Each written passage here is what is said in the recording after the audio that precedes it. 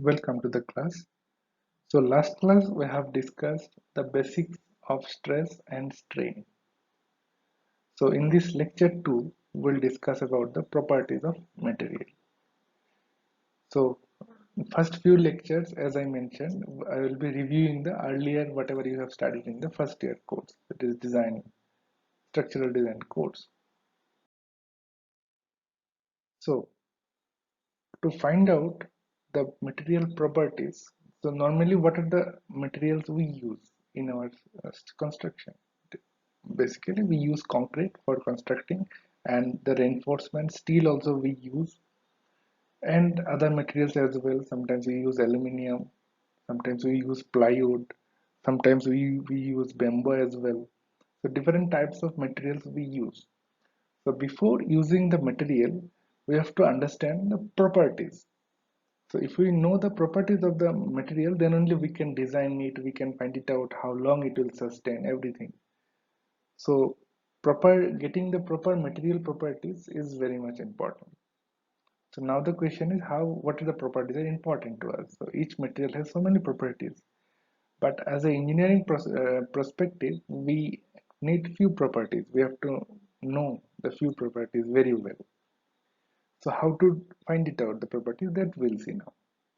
So the tension and the compression test, how actually it happens. So any material, engineering material basically, so it may be concrete or it may be steel. So we normally do tension and compression test to find out some of the properties. So how the experiment is done. So this is a steel bar, you can see. So the 2 points are actually marked L1, L0. It is actually approximately 2 inch apart, and the diameter also and these two are basically grip, and this sample is actually placed here inside this one is actually I have placed the same sample here. Now you can apply the compression force to this material to find out some compression testing properties. So now what we so in this material we have attached some stain gauge also. So this one, you can see this wired connection, something is pasted. So this is actually we call it stain gauge. So stain gauge is the equipment which measures the stain of the material during the loading. So this is our original body, and the length of this 2 point was 2 inches, and we attached one stain gauge to measure the stain during the loading process, and then we keep our sample here, keep our sample here, and then we apply the loading from top and from bottom, compression or it may be tension, anything. Normally for steel basically we apply tension test, so this portion will go this side, this will go up. So basically we give a tension force in this portion. Using this machine we provide, and we record the stress, how much stress is generated and how much strain during using this strain gauge we also get how much strain is happening. So gradually we increase the load, and after some time this bar will break, and then our machine will stop, and then we'll have the stress and strain diagram. So this is a typical stress strain diagram of ductile material, basically steel. So if you see, so this is the stress strain diagram of steel, you can consider. So it has two axes, one is stress axis and the strain axis. So at the beginning when you did not apply any load, so this is the zero case. So when you gradually start applying the load, what will happen is, so your stress is increasing as well as your strain is also increasing. So what is strain? Strain is nothing but change in length by original length. So when you apply more load, there will be more deformation. So that's why you can see gradually it is increasing. And up to certain point, it will increase linearly up to certain point. So that zone, we call it elastic zone. So up to this zone. So elastic zone means if you are gradually increasing the load and your stress strain curve is increasing, after certain point, if you release the load, then immediately your material will go to its original position. So that zone we call it elastic zone. So after elastic zone, still you are applying the mode load. Then what will happen is your material will start yielding.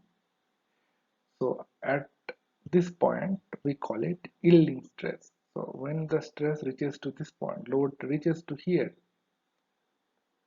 then material starts yielding. Yielding means there won't be any increase in the stress, but strain will increase drastically. So that zone we call it yielding zone.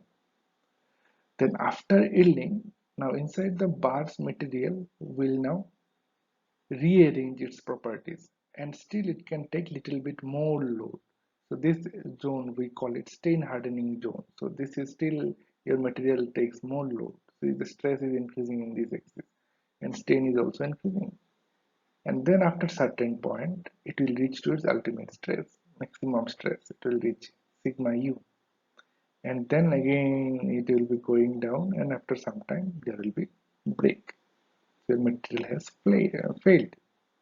So this is the typical stress strain diagram of steel, or basically a any ductile material. So all the civil engineering materials, whatever we use to construct the building or any structure, we normally perform this uh, compression or tension test, and we find it out the stress strain diagram. So in the stress strain diagram, initial portion where this elastic zone is there. So the slope of this elastic zone is actually, we call it E. E is actually modulus of elasticity, or the Young's modulus. Already you have studied the Hooke's law.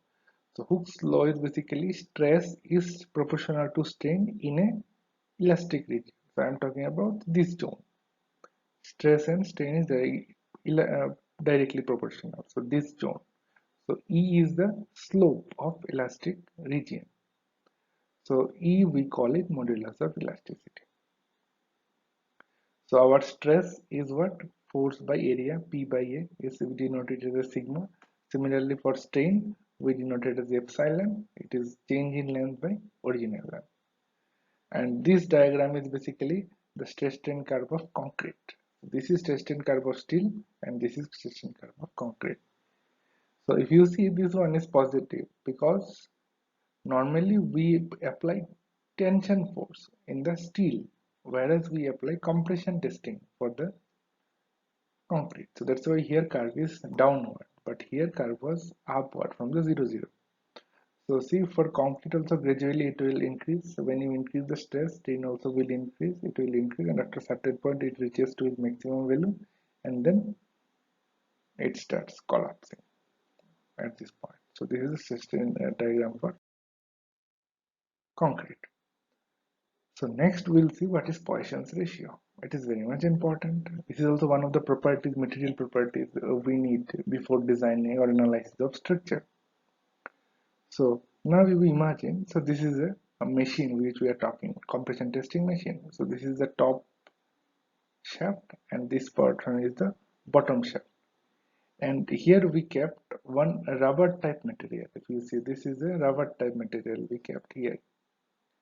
So now if we apply compression force, so from here and here, you just try to compress both the things, then what will happen? See, here, what was the dimension initially? It may be 5 centimeter, but after you apply the load, compression load, what will happen? See, the height is now reduced. Maybe here it is, if the length is 10 centimeter and the width is 5 centimeter, then here if you see, length will be now 7 centimeter because we applied compression force, but the width increased. Here it was 5 centimeter, but here maybe it is 8 centimeter. So after application of load, the length is reduced, but the width has increased. So that actually we call it Poisson's ratio. What is Poisson's ratio? Poisson's ratio is lateral strain. Lateral means this is the lateral. Lateral strain by longitudinal strain. So here two directions are there, right? One is this horizontal direction, another is this, sorry, another this is vertical direction, this is horizontal direction. Two directions are there. So in this direction, actually, you will get one strain. Strain means the length is reduced now. Earlier it was maybe 10 centimeter, now it is 8 centimeter. It is reduced length. You will get one strain here. Similarly, in this axis also you will get another strain. Earlier it was maybe 5 centimeter, now it is increased to 8 centimeter. So two strain you will get. So proportion of lateral strain by longitudinal strain is basically we will get the Poissons ratio. So this is also one of the very important properties. We have to find it out for all the material. So now we discussed only two properties. One is modulus of elasticity of material and the Poissons ratio. So these two are actually very much important for the structure analysis. Thank you.